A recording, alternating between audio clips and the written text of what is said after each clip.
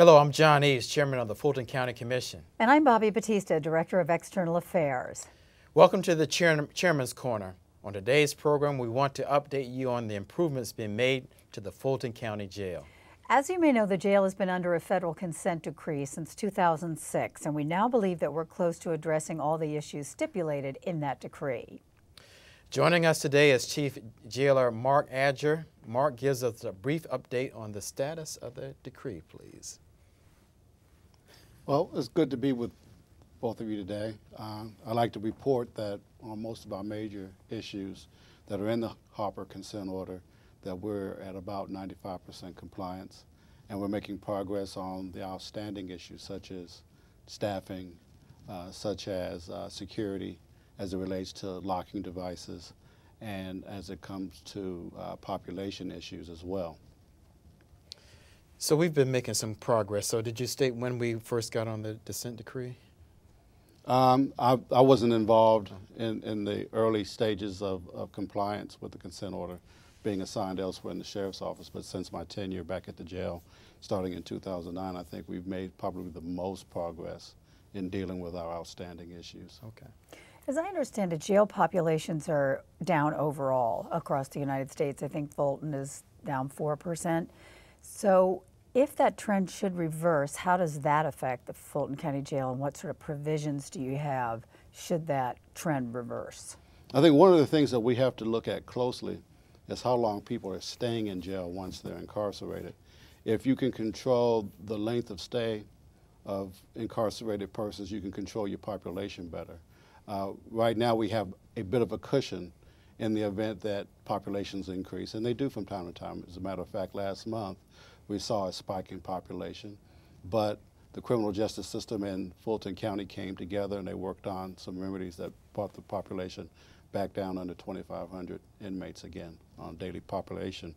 One of the things that we're doing is watching how long people actually stay in jail and making sure that everyone that can get out of jail in a timely manner gets out of jail so that we don't have prolonged spikes in population. I was going to quick follow-up. Do we know, because I'm curious, do we know why jail populations go up or down? Are there reasons that you can pinpoint for those spikes? We don't have concrete reasons. Being a large jail administrator, Fulton County Jail has over 1,000 beds. Actually, we house over 2,500 inmates at any given time. I go to meetings with other administrators of large jails, and we talk about that issue. And we ask the National Institute of Corrections, why does this occur? And they can't give us a concrete answer, but the guess is, and there are three assumptions. One, if your system is working like our system is working, where all the partners come together and they work on the common issues such as jail population, the courts are doing their jobs, the prosecutors are doing their jobs, the public defenders and private attorneys that are representing inmates that are in the jail are doing their jobs, we get inmates out expeditiously. That helps control your jail population. Also, over the last couple of years, we've seen a drop in the number of juveniles becoming adults, and that contributes to either increases or decreases in your crime rate, especially on your index crimes. That's coming to an end here in the next year or so. You'll have additional juveniles becoming adults, and we might see increases there. Another reason is your population would have come down, except in many states, because of budget concerns, the states are transitioning inmates back to local jurisdictions. Crimes that people used to go to prison on, they no longer go to prison, and they're staying in county jail, so your population may increase there. And the last case deals with broken systems, and I won't name any names, but there was one particular system that was part of the large jail network where everything has fallen apart because of lack of money, budgetary concerns, inmate jail population spike, and not enough resources to deal with reoffending in the community. So the jail population is spiked, and they have no reasonable way of controlling that. Well, I want the chief to elaborate further, because I think you can toot your own horn in terms of the sheriff's department, specifically what you're doing in terms of, and the sheriff, in terms of collaborating with the justice partners, how that's impacted perhaps the jail numbers, as well as some of the in-penal services that you're providing, whether it's GD program or whatever, how that can help with in terms of recidivism? I'd be glad to, and I think we can all toot our horns because being a county employee for the past 26 years, I've known times where the partners did not work as well as they do now. It was more antagonistic than it is now. I think all the partners now have a good working relationship and understand each other's problems and are not so much out to cut other pieces of the pie for themselves. Some of the things that we're doing with the assistance of the Justice Partners is reentry programming. We're a recipient of the Second Chance Reentry Grant. We're experimenting with that. We have other reentry programming that's also taking place in the jail, dealing with inmates that are frequent visitors to the jail, identifying why they're coming to jail, and dealing with those issues. Some of it deals with drug abuse, other substance abuse issues, chronic homelessness, mental health issues. As a matter of fact, we now have in the jail what we call a forensic unit that deals with inmates that are not suitable for trial, getting them to the point where they can go to trial, get adjudicated, and move on and through the system and not stay in the county jail. Well, I got another question. Give our listening audience a sense of the staffing. It's a very complex entity that's being supervised. Obviously, 2,500 inmates are within the facility. But give our listeners an opportunity to understand the staffing of the jail, the numbers and the requirements that are in place. No, you've hit it right on the head. The jail is a very large machine with many inmate moving parts, but we also have many employee moving parts. We have over 600 staff members that work at the county jail at any given time. It's to be fair to our employees, a very stressful place to work. So getting people to come to work and do the job that they're paid to do is very important to us, and we have encouraged by incentives and also adjusting schedules, adjusting working situations so that the employees believe that we are in their corner when it comes to supporting them in what we require them to do when they come to work. I think over the last year or so, through both hiring of new employees and maintaining the current employees, that we have addressed probably at a 90% level our chronic short staffing issues. Through the county, work with the county manager's office, we've been able to hire people, we've been able to train people, and we've been able to retain people so that we can staff the jail and keep it safe. I think in the last year or so, we've been the safest we've ever been. A second part of that question might be, too, that Atlanta police are hiring a lot of new officers now. So how might that affect your staffing issues at the Fulton County Jail? Well, one of the things that happens when any police agency hires new staff, not all of those new staff hit the streets at the same time, fortunately for us. Also, police agencies take that opportunity to fill vacancies in other areas that's not directly related to arresting people on the street for crimes. So that staff, that additional staff that we see Atlanta hiring now, slowly gets to the street, and it slowly has an effect on the number of people who are actually brought to the jail. I would like to think that even in the downturn that we saw in inmate population, Atlanta Police Department, their incarcerations remained about the same. The difference was in the efficiencies in our criminal justice system in dealing with that issue.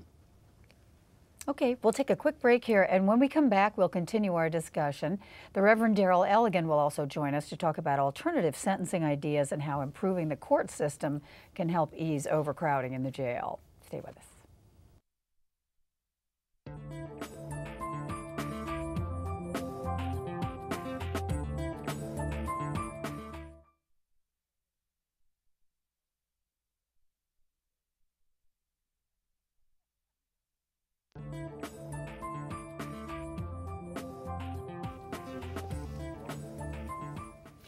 Welcome back to the Chairman's Corner. Today we're talking about the status of the Fulton County Jail with Chief Jailer Mark Adger.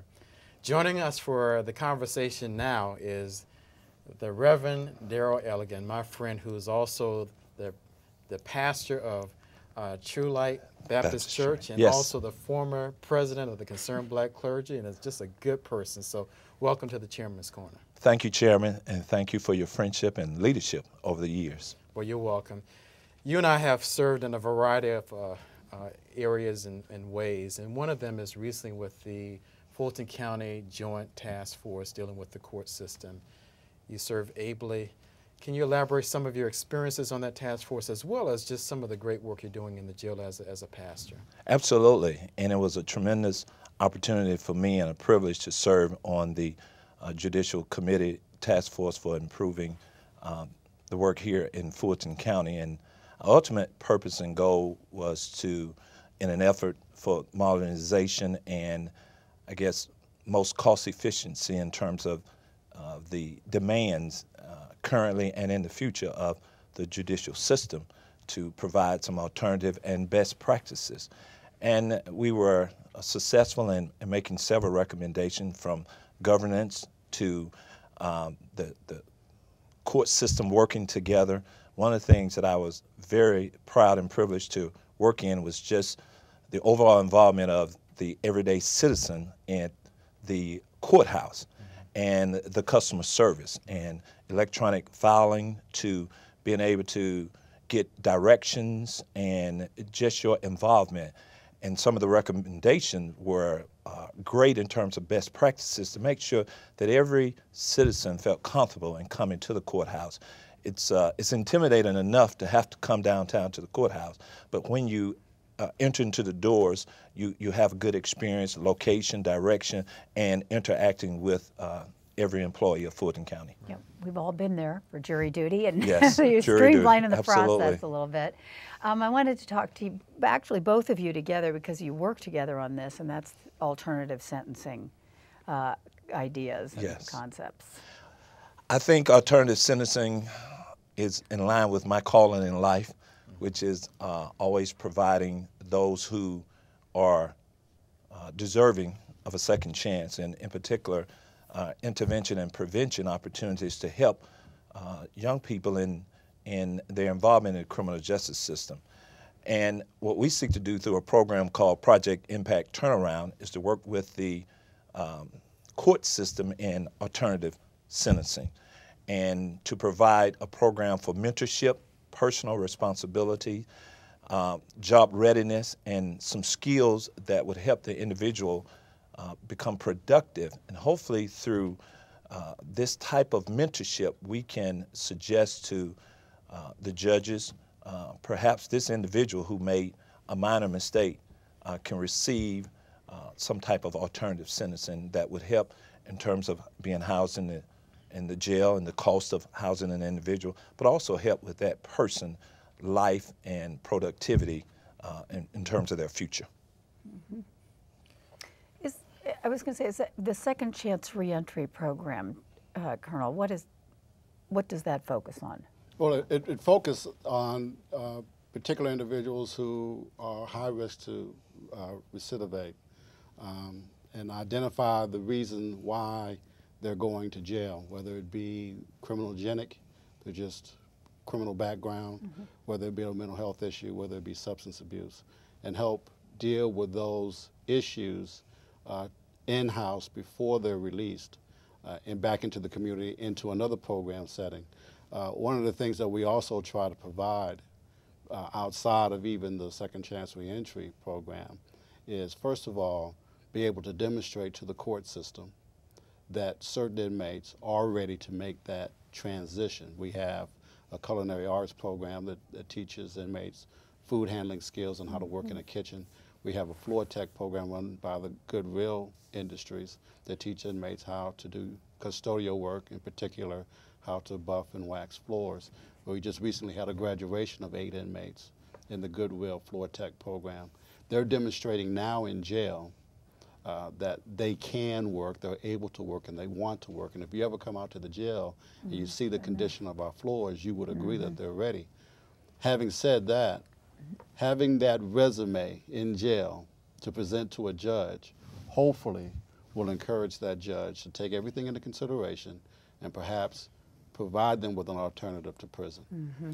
Well, Chief, you mentioned something earlier that I thought was rather significant in terms of the lessening of juveniles ultimately going into the adult prison, as perhaps that's one of the reasons for the numbers being low. So, having said that, any thoughts about what initiatives are happening right now, either from your perspective or yours, Reverend Elligan, in terms of outreach, families, things that we can do for our children, in terms of either working with those who are in the system or those who are prone to go into the system? Any thoughts in that, in terms of children? Sheriff Jackson has provided a youth intervention program where we bring in high-risk youth, parents who are having difficulty controlling their children, and we provide them with something beyond what we would traditionally call scared straight. We go beyond scared straight, and hopefully we reach the child, the juvenile, and get them to change their mind about their criminogenic ways. I think the difference in our program is that we deal with both the child, the juvenile, and the parent to raise both of their coping skills so that they can easily transition from troubled youth to someone who's more progressive, more productive. Also, we reach out to kids that are not problematic to let them know that we notice that you're doing a good job. We want to offer you opportunities that you may not see right now to keep you on the straight and narrow. And I think the churches have done a great job in referring kids to us that could use a hand up before they end up being problematic. See, a lot of people wouldn't make that association that you're referring kids to the chief jailer. Absolutely, You know what I mean? and that they get the opportunity to see firsthand and not the experience of what video and other type of media have glamorized this whole idea of going to jail. And so the two keys is not just being intervention, but more so being preventive and early as possible. But secondly, bringing the parent in as well and making sure that the parent is involved in the day-to-day training and development. Anybody were to teach my child anything, I would need to be included, because at the end of the day, I'm going to expect my child to do what I tell them to do. And if I'm not properly informing them, then that child will have a conflict. So I need to be as well informed. And so we require the parents to be involved in the after-school program. More and more churches are getting involved in terms of the after-school, because we know that 3 to 6 p.m. hour is the time in which much of our young people are getting in trouble. It's the lock key hour, and many of them do not have anything to do. And so churches are opening their doors in terms of after-school program in an effort to be more preventive, but also exposing children to the reality of bad decisions. We're not teaching our children how to fall forward. Many times we do make mistakes, but how do you fall in a way that you can get back up? We're not teaching to fall, but we're teaching how to properly respond if you make a bad decision. And so providing proper mentorship, leadership, and involvement has been somewhat the key to our success. Well, gentlemen, thanks so much for being on the Chairman's Corner today, offering your perspectives. You made for a very, very informative conversation and discussion. So thank you for what you're doing in the jail. Thank you, Reverend Elligan, for what you're doing in the community. Because of your efforts and others, we are having a safer community, but also rehabilitating those who have offended in our community. So thank you for being here. Thank you. Thank you. Coming up, Chairman Eves hits a home run for his Global Youth Leadership Program. We'll tell you why he was on the field at a recent Braves game. Stay with us.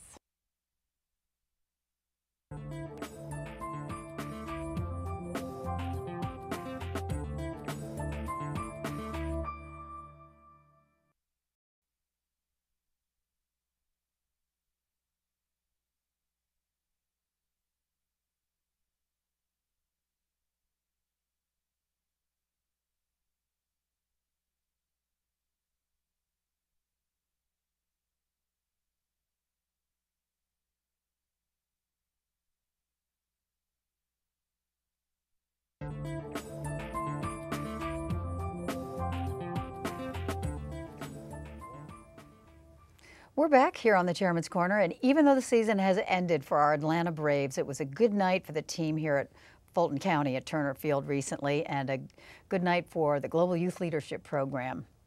Yes, I recently had the honor of accepting a donation from the Atlanta Braves Foundation in support of our Global Youth Leadership Program. As you know, I founded this program 5 years ago to empower our young people to become competitive in the global economy through scholarship, community service, and international travel.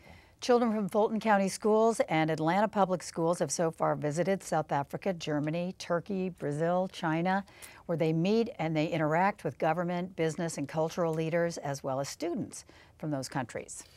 And when they return home, they use their experience abroad to create community service projects to connect with hundreds of other students in Fulton County. That was quite a night there on the field. You look really good in that baseball hat out there on the mound. Well, I was trying to relive some of my childhood dreams in terms of being a baseball player. The Braves were great. They gave you a reception, and then they don't just take anybody out on the mound, you know. They don't. So. They don't. The Atlanta Braves Foundation supports a lot of community-based organizations in the region, and they raised through a variety of ways about $250,000, and so they supported X number of organizations. Included among them was the Fulton County Global Youth Leadership Program. So it was a great honor. It was wonderful for me to accept the donation on behalf of the program, on behalf of the county. Braves players afterwards congratulated me and gave me high fives, and I wanted to ask him if I could put on a uniform to be on the, on the field. Did you get any autograph? Did you get Chipper Jones' Well, autograph while you were there? He's actually from my hometown, Jacksonville, Florida, but I didn't ask him. That was his last game. I mean, his last regular season game, wasn't it? No, it was the last series. No, it was the next to the last series. They played the Miami Marlins, I believe, here, and they won the game. But so it was great to be there to receive the donation, but more importantly, allow the program to get some publicity, not only from the Braves, but the thousands of fans who were at the game that day. Well, we're looking for more of those kind of donations. Definitely. And that'll do it for this edition of the Chairman's Corner. I'm Bobby Batista. And I'm Chairman John Eves. Feel free to contact my office anytime at 404-612-8206 or email me at chairmaneves.org about Fulton County issues important to you. We'll see you the next time.